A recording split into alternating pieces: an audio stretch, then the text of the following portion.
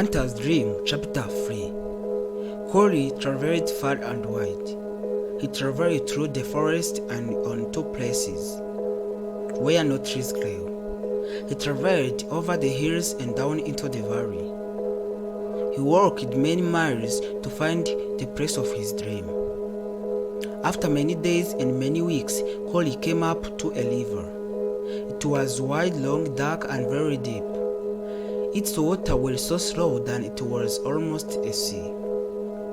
Collie stood quite still and looked across the river. On the far side, where there were thousands and thousands of deer, zebra, and other animals. They were eating the rich green grass that grew among the bushes and under the trees. There was no drought or hunger there. Collie knew at once where he was. This was the place of his dream. He had found the place where dreams come true. I must cross the river, Collie said softly to himself. There was nobody to hear him. I must cross the river, he said again. But there was no bridge across the river. What was Collie to do? Collie took the rope from the neck of his cow. Perhaps she was thirsty and wanted to drink. Then he sat down to think. He thought and thought. He thought so hard and he was so tired that at last he fell fast asleep. He slept for a long time. Then suddenly there was a great noise like a tree falling into the river. Collie jumped to his feet. He did not really know what he was doing, what was happening, and what was he. Collie looked across the river.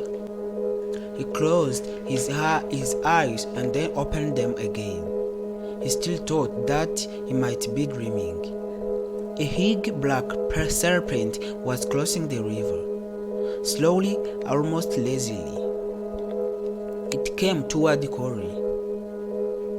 Then it lifted itself out of the water and lay on the grass. The serpent was so long that it took all day to slip out of the river, rolling and turning.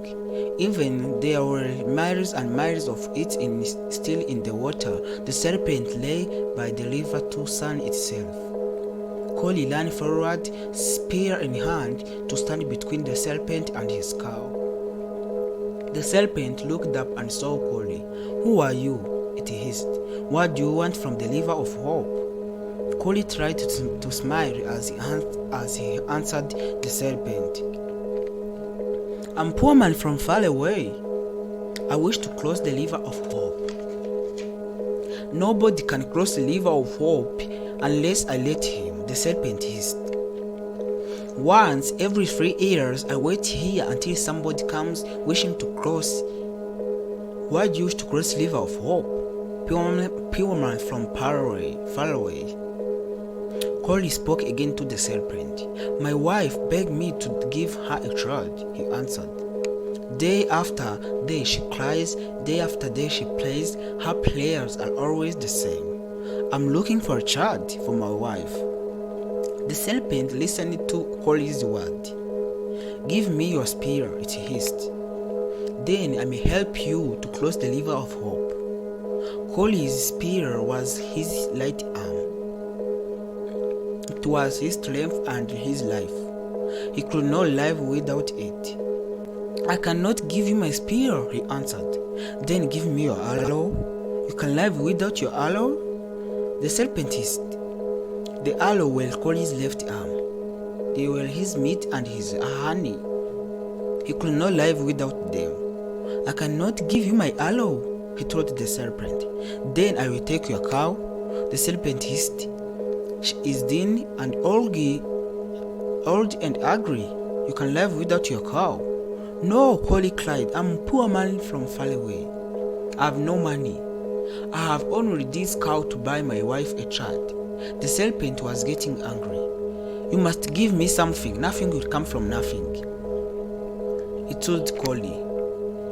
Collie knew that the serpent was right, and he knew something else too.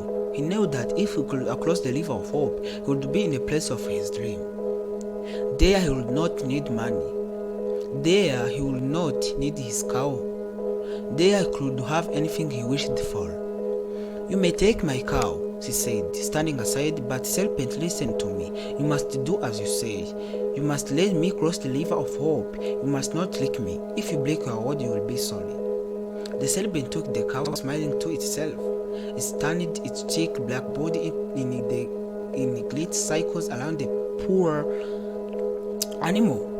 Cow slipped along the serpent's body, down to its home, deep in the water of river of hope. This took long time, for the serpent was longer than long day.